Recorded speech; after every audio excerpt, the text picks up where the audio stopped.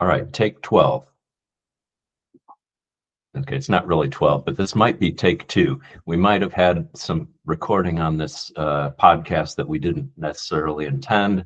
Hopefully, we've said nothing that offended anyone. We're trying to use new technology. The theme today is moving.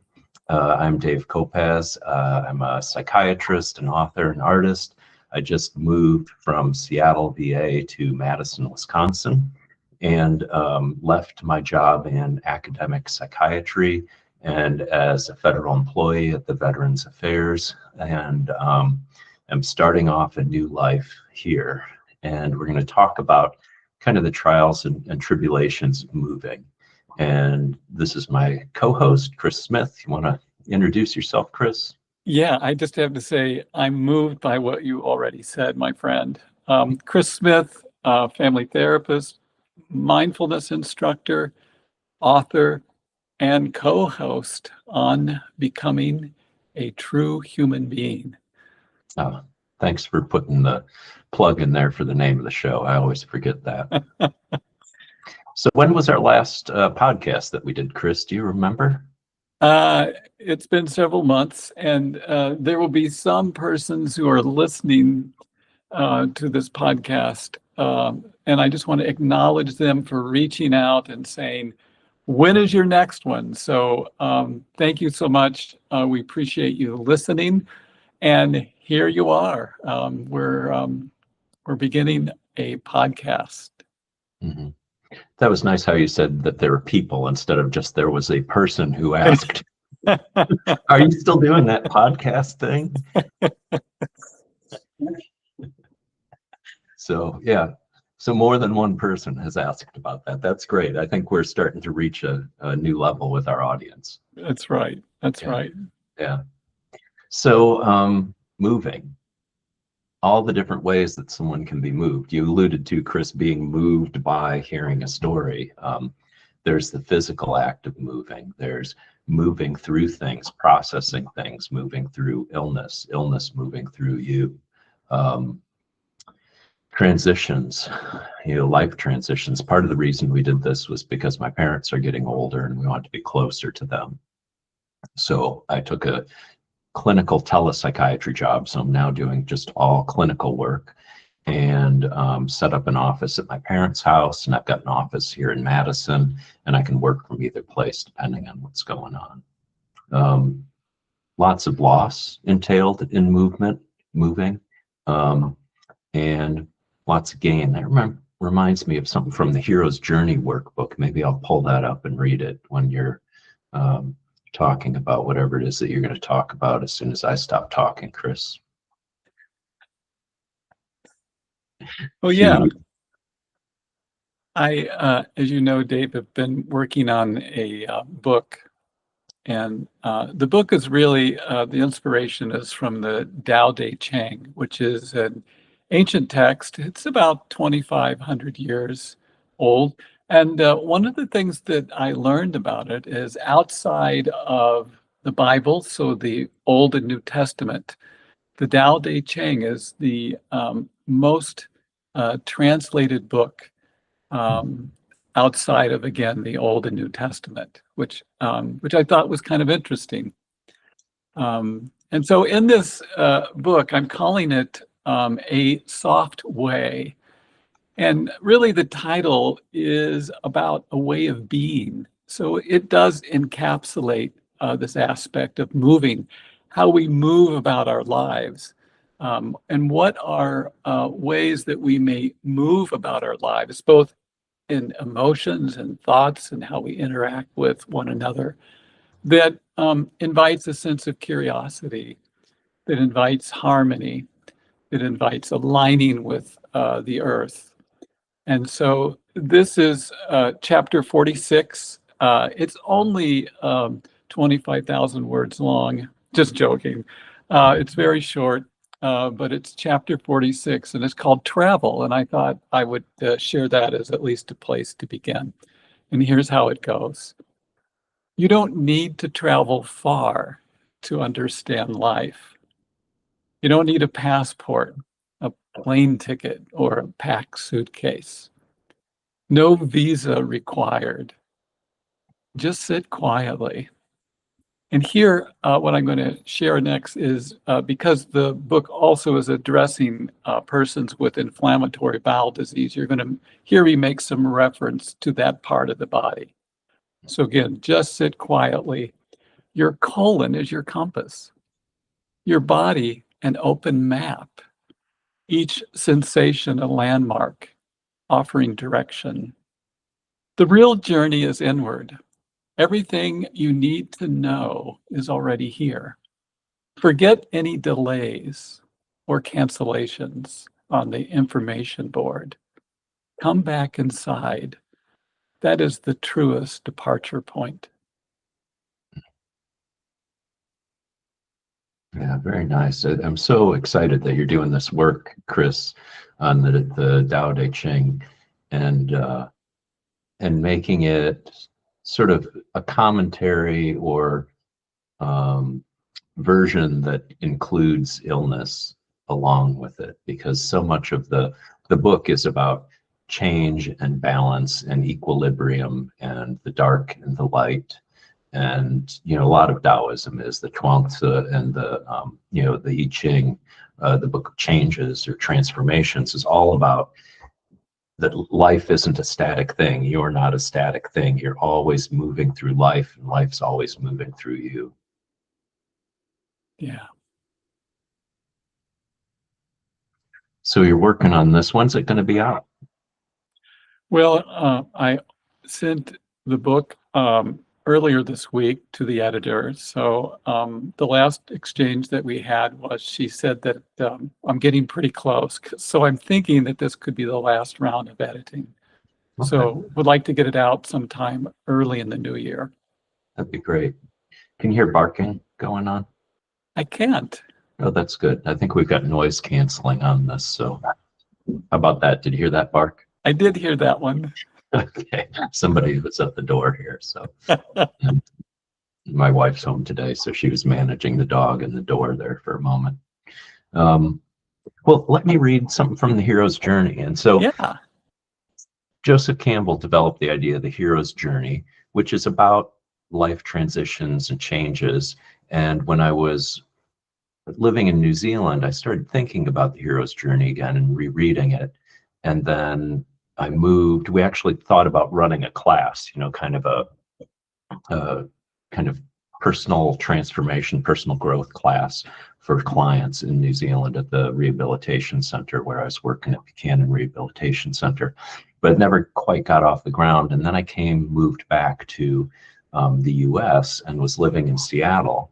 And the funny thing about moving is from New Zealand, we thought we were moving back closer to family because we thought, well, Seattle to Chicago is only like a 4-hour flight or something compared to a 12 to 14-hour flight just from the West Coast to New Zealand.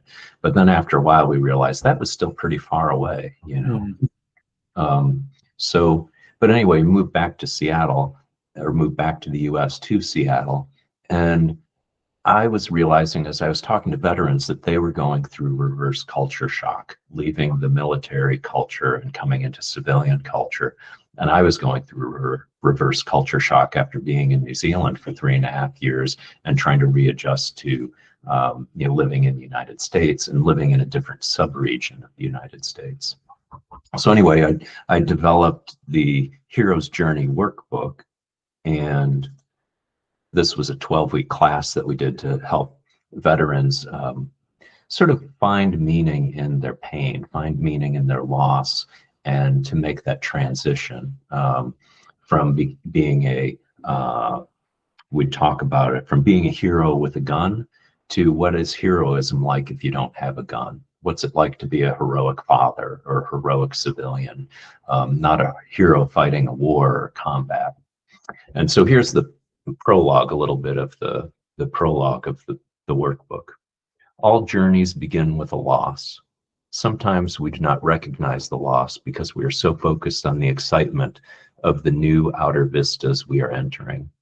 Other times, loss is the only thing we're aware of. We don't see the adventure or experience. We only see tragedy. All journeys begin with a gain. Sometimes we do not recognize the gain because we are so focused on the grief of what we are leaving behind. Other times, gain is the only thing we are aware of. We don't see the loss, just the excitement of the new. All journeys are ultimately made alone. Resign yourself to be alone, as all journeys require being alone. All journeys are made with others. Embrace fellowship because no journey is done completely alone. Let's see, I'll read the next paragraph there. I could read this whole thing, but I'll just read this next. I'll see how far I go. Perhaps the entire secret of life is to continually strive to create enough space within ourselves, in our souls, to accommodate as many of our life experiences, be they good or bad, joyful or tragic, as we can. Joseph Campbell said that it's not so much that we're searching for meaning as that what we are seeking, quote, what we are seeking is an experience of being alive, so that our life experiences on the purely physical plane will have resonances with our own innermost being and reality, so that we will actually feel the rapture of being alive, end quote. I'll end at that point. So it's a little bit of, every journey is, Joseph Campbell would say, is a hero's or heroine's journey, that there's a way of looking at it, that you've got this loss and this gain, that you might find mentors along the way, that you're leaving people and things and roles and identities behind, and you're entering into the darkness or a dark night of the soul, or an abyss, or at least, an unfamiliar neighborhood where you don't know kind of how to get around and who to ask for help. So that's part of moving, I think, the large scale of physically moving somewhere. And, Campbell, I think, would say that that's a metaphor for all types of moving through life stages, even moving through, from one job to the next, or I don't know. Other thoughts, Chris? Yeah, I appreciate one of the things that you were saying about moving, which to me is really looking at it in a perspective of a journey. I think there's a difference for me between moving and journey. Journey gives it some form that I'm not quite sure how to articulate, but it brings something to movement that for me makes it significant. Mm-hmm. So that's one point. The second point I wanted to respond to is the aspect of loss. I would even use the word grief. And as you were reading, I was thinking, as you know, for just about 10 years, I was a contractor within the VA with a whole health initiative. And that contract came to an end. And during that 10 years, I had made many, many friends, and you being one of them, mentors, you being one of them. Poor mentors. Yes. And I remember when the contract ended, there was this sense of loss, and that I found myself grieving and struggling to sort of understand, well, what is going to be next? I wasn't sure. But, the different aspects of loss, bargaining, anger, and then finally, after, I would say, a lengthy period of time, more in the acceptance. But it certainly took a while for that. And I think sometimes that in all of our moves and our journeys, if you will, maybe that gets underappreciated, that sense of grieving that can, again, accompany the movement and journey that we do. Fortunately, I think, and I think when you were talking about having a community around you, I think that for me has been helpful in my own moving and journeying beyond the contract and the VA. Certainly it's individual, and it's also in the context of community. And I think the community is really was helpful in me in moving eventually more toward acceptance, and then continuing sort of the journey that you and I are on at the very moment. But that's just a couple comments. Yeah. With the veterans, it was interesting because some veterans would say that their time in the military was the worst time of their lives. And other veterans, sometimes even combat veterans, would say it was the best time in their lives. Veterans who came from really abusive, chaotic childhoods sometimes really liked the camaraderie and support of the military, even if they were doing really tough things. So I kind of changed that beginning a little bit because I realized not everyone is starting from a place of like post-traumatic stress and suffering when they talk about moving from the military to civilian world. But I like how you picked up on that theme of loss, because I felt a tremendous sense of loss and a sense of loss of identity as well. Just starting with the work at the VA, I was national education champion for the VA Office of Patient-Centered Care and Cultural Transformation from 2017 to 2025. And that's where you and I met. And it was a hard thing to let go of that. That was the hardest thing, I think, with the VA, of saying, I'm going to let go of this and I'm not going to see these people anymore. But I knew coming to Madison, at least, Madison was really one of our core sites for whole health, the development of whole health. And we had several of those annual meetings here, Chris, where we'd come and everyone would meet in person who was working across the country. So there's part of the loss that was attenuated by the fact that I felt, I'm going to be 90 minutes away from Chris Smith. That's really cool, and, 10 minutes away from Jen McDonald, and, I don't know, maybe 15 minutes away from Julia Yates and Adam Rindfleisch. I don't know where he's, maybe about 15 minutes away. All these people, who were really key people who we worked with. And the work that we did, giving these lectures, developing, what whole health meant, and giving these lectures to VA staff across the country, that would have been a, huge kind of pinnacle of accomplishment in life, or a pinnacle of meaning in life. But really, what was the most amazing thing was the group of people who came together to do this. And I remember thinking it was almost like a group of superheroes. Everyone was, there was like a shaman and a Sufi and a Buddhist, and it sounds like the beginning of some sort of joke, but it was really it was really awesome to have all these people who were self-taught as well as having been taught in different traditions. And that's sort of the place where I kind of wonder now is, what is whole health going to look like after the VA? What is our work and collaboration going to look like? And even these podcasts, maybe easier to do these podcasts now, being out of the VA structure, because when I was leaving the VA, partly was to come here to be closer to family, but also, I was really scared of Elon Musk waving a chainsaw and all this threat of anybody who worked on DEI being cut, because we all worked on DEI in one way or another through whole health.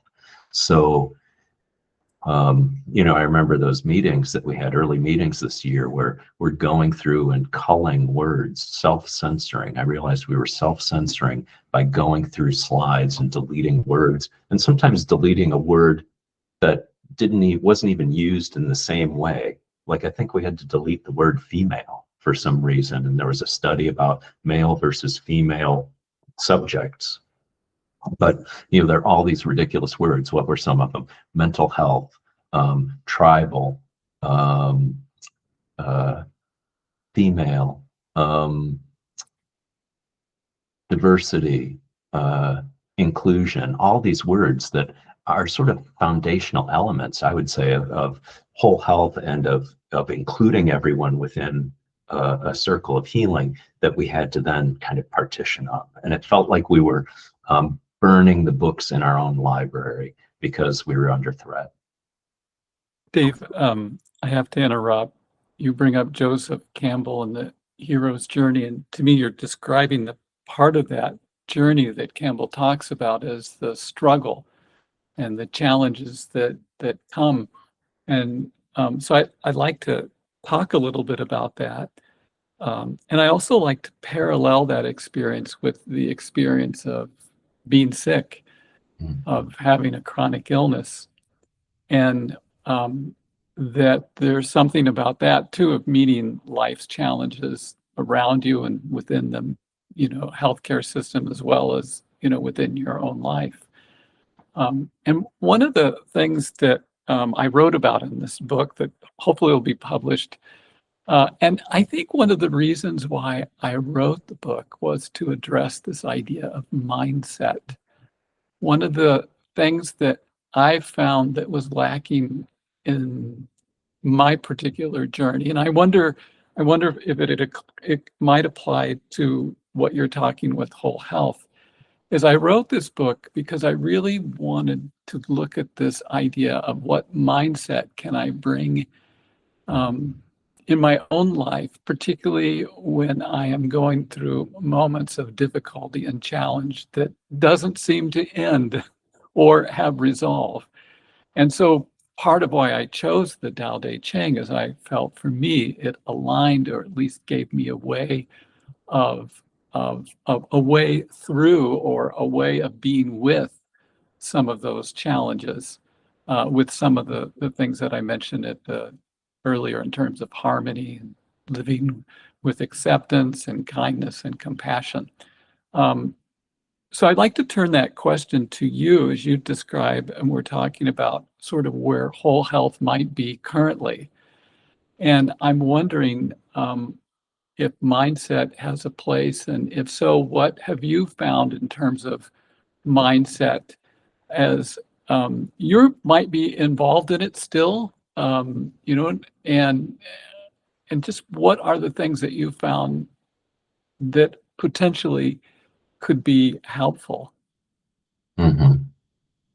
As far as mindset, I mean, this has been the most difficult move we've had. It was more difficult than moving to New Zealand, or moving from New Zealand to Seattle, moving to Omaha, or back from Omaha to Illinois. Our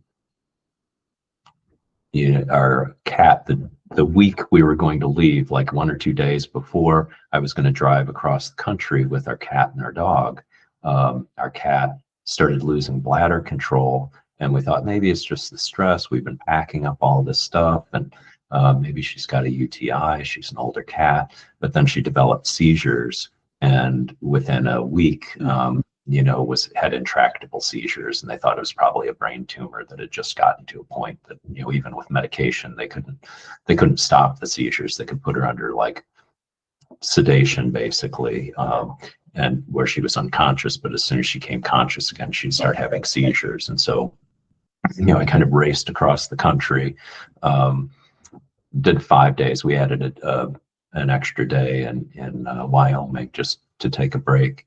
But then, I thought, well, 7 to 9 hours of driving, that doesn't sound so bad. But when you're driving by yourself and the CD player breaks in Idaho, first day one, 4 hours in, the CD player broke. And then it was just, me and Corbin, our dog, talking back and forth. And I did most of the talking, but he talked some. And then, getting back here, getting him established. I think I spent 3 nights, I got in late, like around 9 at night. And then that was the first night. Spent 2 more nights, got all the material for an office, stayed up till 1 o'clock one night, putting together a sit-to-stand desk and getting an office set up in my parents' house, and then flying out. And I get a text, as we're landing, come directly to the emergency vet. And so, I get a cab and go to the emergency vet, and we put Sophia, to sleep. I mean, that palpable sense of loss, and just like all the plans that we had of like all of these logistics. We had so many logistics that we'd kind of put in place and move around. And then it just started on such, it was just so tough. So I mean, the mindset, Sophia came from New Zealand with us, so she was a Pacific Ocean cat. She didn't like living far from the Pacific Ocean. Yeah. So I guess the mindset of change, I mean, I'll think back to when I got, when I was diagnosed with melanoma. I'm just 3 years now, cancer-free as of like October, I forget what it was, maybe 24th or something was the surgery in 2022. But when I got diagnosed with the melanoma, I had several things that came to my mind, like, how am I going to make sense of this? What's my mindset to make sense of this? And I thought of, who's the second patriarch? The guy who cut off his arm, to prove he was serious. Do you remember his name? I remember the story. I do not. Okay. So the second Zen patriarch, first patriarch was Bodhidharma, who came from India brought Buddhism and Zen to China. And the second patriarch came up, and Bodhidharma was like, "You're not really serious. You're not, you're just joking around. You're wasting my time." And so the second patriarch cut off his arm and then came back and presented the arm to Bodhidharma.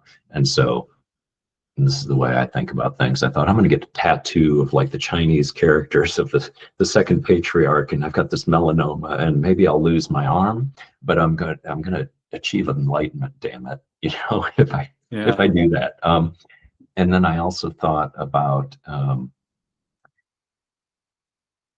Chuang-Tzu. In the Chuang-Tzu, there's a sage whose wife has just died, and the people come to console him, and he's like sitting pounding on a tub and singing off key, and everyone's like, what are you doing, your wife just died. And then he said, well, what good would it do for me to sit around and mope and cry? Life is about transformation. She was here, she lived, and she died. Someday, maybe my left arm will turn into a toad, or my right foot will turn into this, a tree, and then someday I'll die. This is just what life is about. This is what is called the transformation of things. So I thought about trying to have that mindset of, in a way, it's sort of a non-attachment mindset. In a way, it's kind of a search for meaning mindset. But I have to tell you, sometimes there's the loss of the VA. There's also the loss of my academic appointment. Yeah. So I've just been working on this grant with some people through the Doctors of Humanists, this international organization that I'm part of. And, there's 4 of us on it. And the 3 other people are like, what's your academic affiliation? So they list those. Actually, I'm going to have to be a consultant on it for this grant with the National Endowment of Humanities. So I can't even list myself as like a co-director of the grant, because I don't have an affiliation. I have to be a consultant, this kind of other title. And I'll probably do the same work as an editor, but it's just, it's a sense of something that I've kind of built and been a scholar my whole life, whether I'm in academia or not. And yet, this is long-winded, but there's sort of this gain that I have, that I can use the things I've created and speak from them and teach them with clients, and speak openly with them or about them in workshops. Whereas in academia and the VA, I always had to say, okay, well, I can't talk about this because there's a conflict of interest.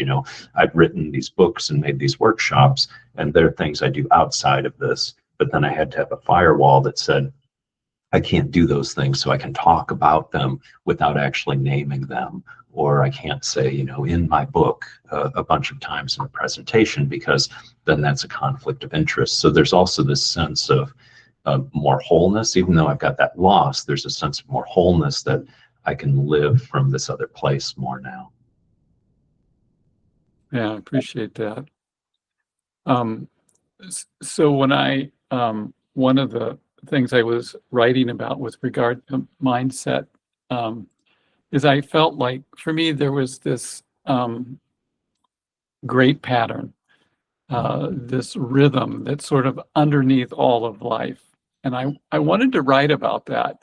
And so part of that, again, to me, is for me and writing comes out in this, what I'm calling the soft way, which is, much slower, much gentler approach to life, opposite of how most of us live and go about our lives in our busy culture. And so I'd like to read that short poem to speak of that.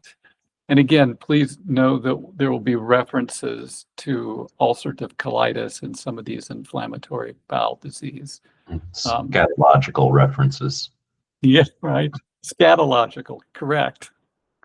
And so this is called The Great Pattern, and it goes like this. Before medicine, in names like ulcerative colitis, Crohn's, or inflammatory bowel disease, there was only a soft way. The earth turns, the tides rise and fall. You are part of something vast, something older than pain. Even your suffering fits within it. Your stillness serves it. You do not need to control this life. You only need to belong to it. Start now.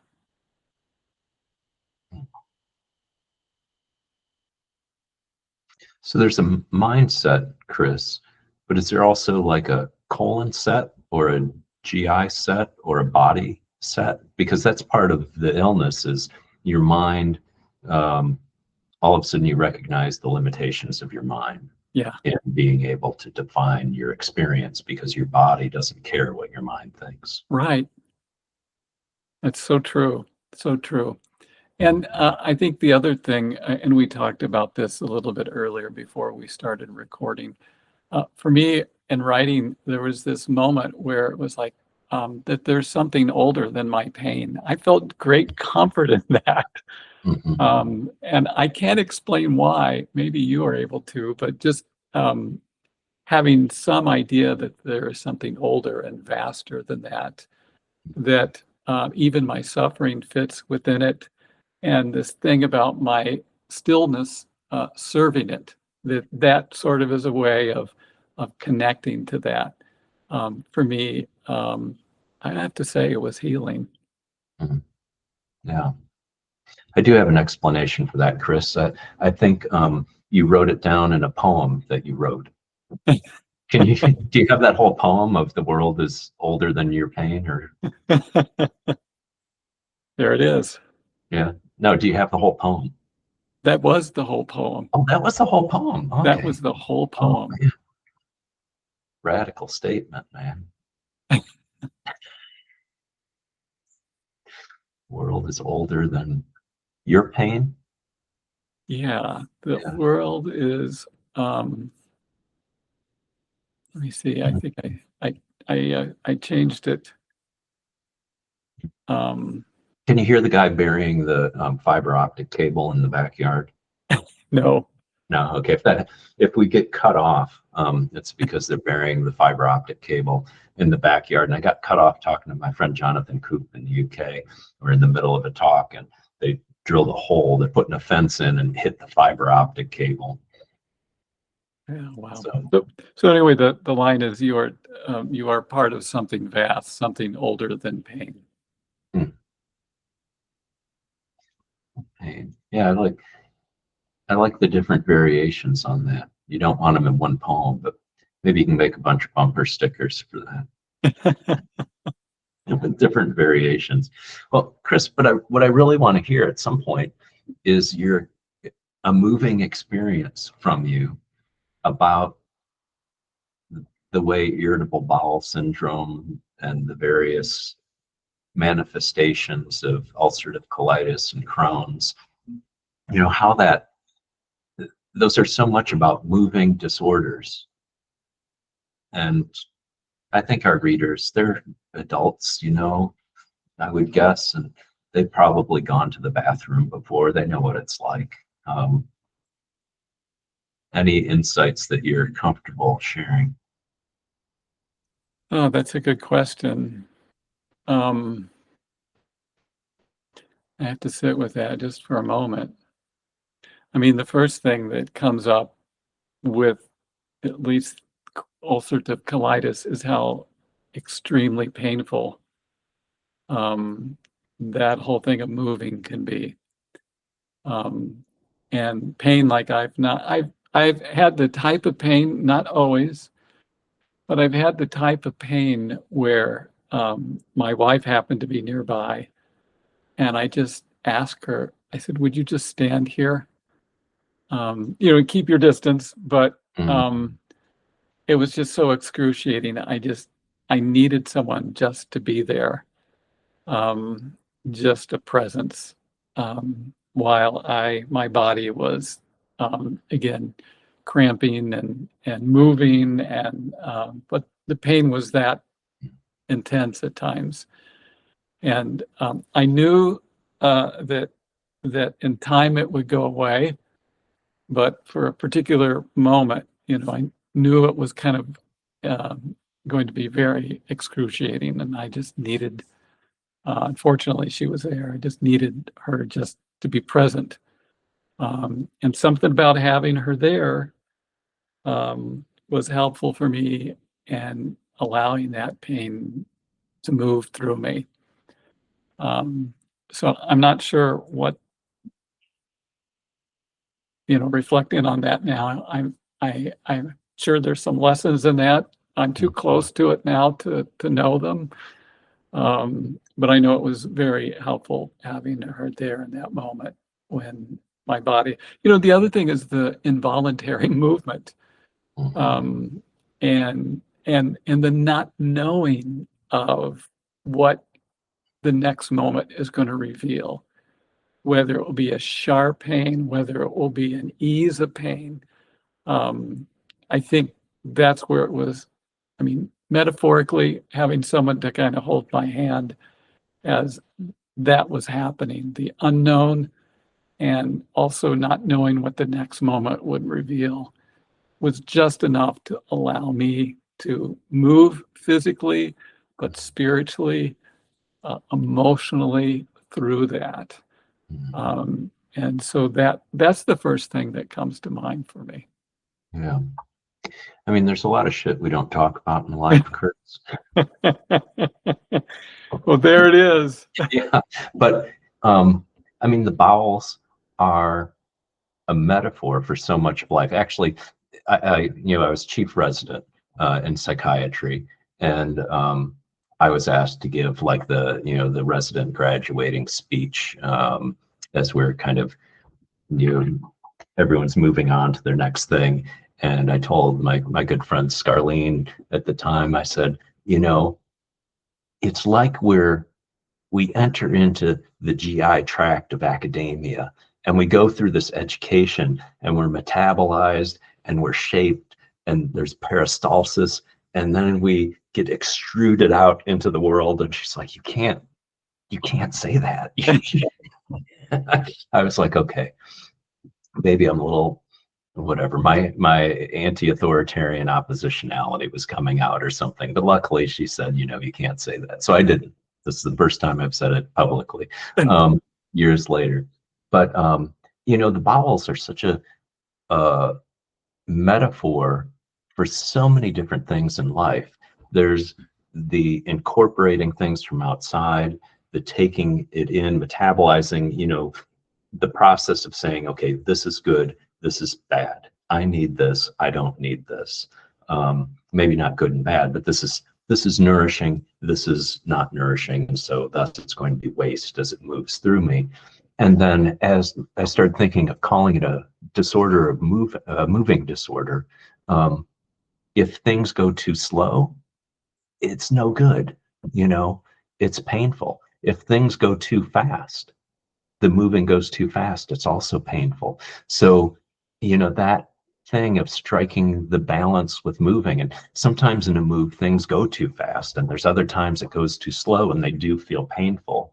And there's something about when it moves in harmony, like moving to New Zealand, 7 months start to finish, from the idea to, landing in New Zealand with a one-way ticket and a job and a pathway to permanent residency. So, that went very smoothly. This move here had all sorts of bumps and bruises, and every time something unexpected would come up, it's like, oh, $10,000 for this or $10,000 for that. We got to rebuild the chimney. We got to, there might be some asbestos. We got to check for that, all these things. So I don't know, I kind of added something, but going back to that, moving as the metaphor for life and the GI tract, what do you have to say about that, Chris? Yeah, that it kind of gets at this idea of impermanence, that it's always changing. And that one moment it can be like what I described. Another moment, like what you described, you're moving to New Zealand can be very smooth. But I think, this idea that it's always changing. And then to me, it then raises this question of how do we best adapt or surrender or be with life as it moves, sometimes with us, as when we go to New Zealand, and sometimes it doesn't, when my story of sitting in the bathroom and it not moving. So what is the best way that we can move through life knowing that it often is out of our control? How do we belong? And I think that's the poem part, the end of that poem, is what are the best ways that we are able to belong to a life where, again, not that we have no control, but certainly there's a part of it that we don't. The chimneys need to be fixed, that bookshelves need to be built, and the carpet needs to lay down, and that people then come to the front door, and that if you happen to have a dog, sometimes those dogs bark. That's true. Oh, that's true. One thing that I've tried to use as kind of a metaphor for my own illness, I've got the neuropathy and myalgias from the immunotherapy treatments with the melanoma. I'm not sure what time it is I know what time it is, but I don't know what time we started. So I saw you glance at something, and I'm assuming working with you this long that you're thinking it's time for us to wrap it up soon. But so what I thought about with this neuropathy, this kind of nerve pain and tingling, I try when I'm awake at night and I'm feeling it, and it's not super painful, but it's annoying, and sometimes it gets to the point where it's hard to go back to sleep. And I try to think of spanda, this Sanskrit term spanda that means the divine creative pulsation. It's this like movement without movement. And the theory is that it's the foundational thing that created all of life is this kind of movement that's not movement. I think of it sometimes like Brownian motion of the just sort of small shivering, shaking movements of small particles. And I don't know, I just, with your book, that I think you should call the Pu De Ching, by the way. But I don't think you're going to. But I started thinking, because I've read all these books on spanda, anything I can get my hands on, I'm sort of obsessed with it as this thing that, like, can I figure out a way that I can say the weird pathological feelings that I'm having in my body are actually something that are metaphorical, or maybe there's a way, because I thought about this with side effects. You read all the side effects of medicine. Why does nobody ever get like, you can see through walls, or like all the superheroes? How come I can't have a side effect like Spider-Man, where I can like walk around and shoot webs and things? Or, no, I get the side effect of like aches and pains and tingling. And, but, if I could think of it that it's always reminding me of this divine creative pulsation. And then with your book, I thought maybe I could write a short book on it. It doesn't have to be an academic treatise like the direction I was going. Maybe it can be, sort of maybe I could even rip off your idea and take the spanda coriacus and translate into the neuropathic sufferer's approach to the spanda coriacus or something, I love it.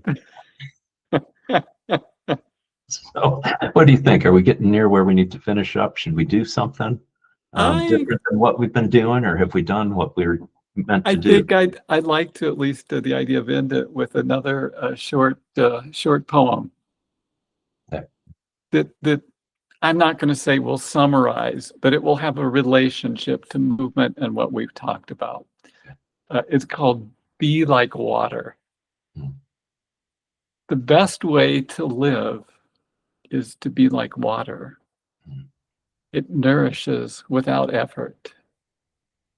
It freely ventures to the low places the world avoids, without as much as an argument. It moves in and around obstacles as if each were its home.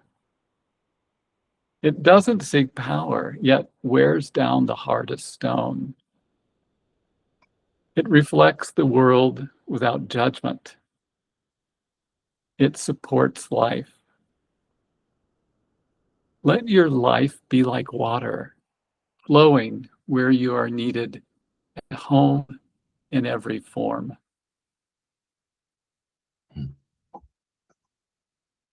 I like that. Water's a great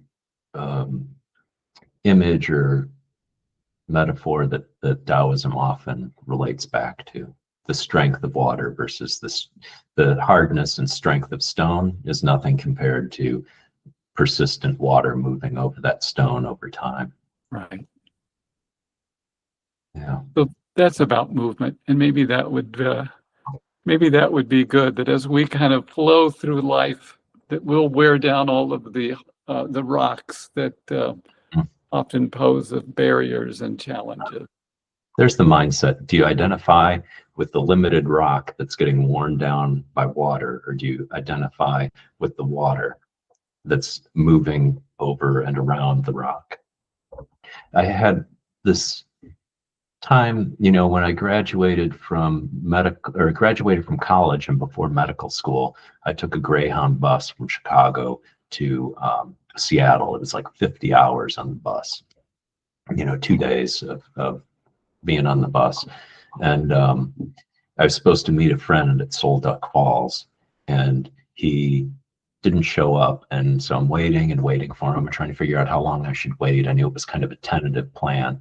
And I was going to start a backpacking journey, 2 weeks of backpacking alone, going up into the Olympic Mountains and then down to the coast, the Olympic National Park along the coast near Forks. And so, I was sitting there, and the fact that I had to wait put me in a different mindset, so I just had to really look at things. And Soul Duck Falls was, kind of a small to medium-sized fall right there where I was standing, and I was watching these droplets of water. At the time, I was reading like a lot of Alan Watts and Zen Mind, Beginner's Mind, and these are all the books that I carried in my backpack, my portable library with me.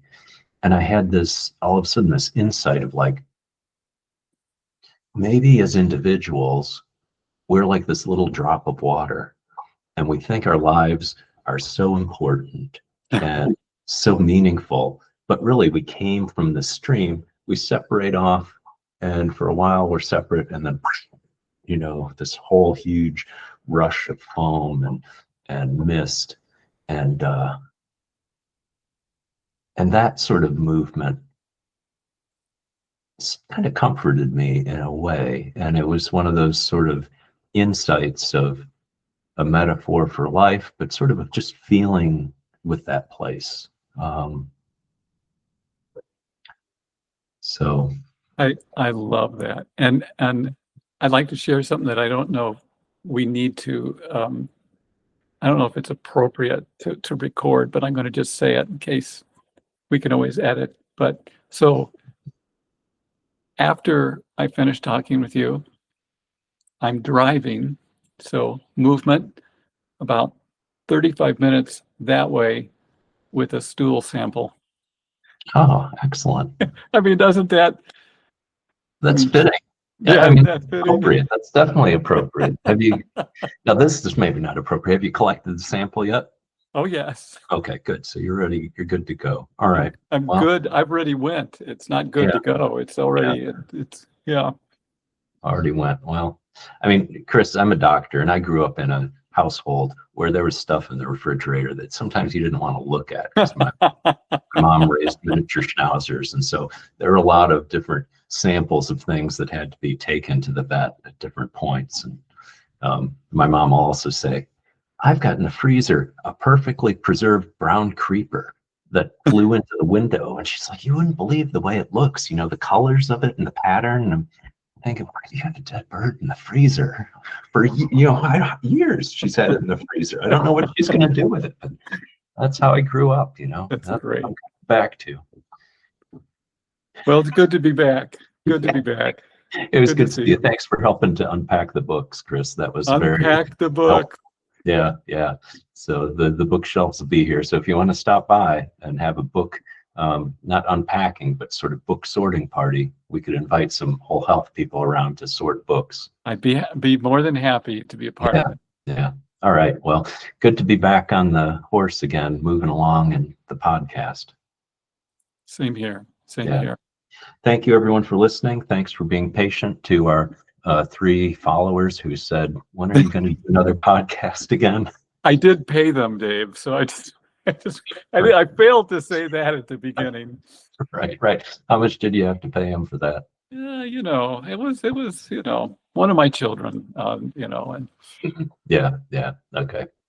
All right. So, oh, good. Here it is. Stop recording. We're on a new platform here because I lost my Zoom, my academic Zoom, unlimited recording access that I had before. So now I have to pay for this. So, all right. Let's stop recording. Till next time, everyone. Thank you. This is Chris Smith and Dave Kopacz. signing off. Bye.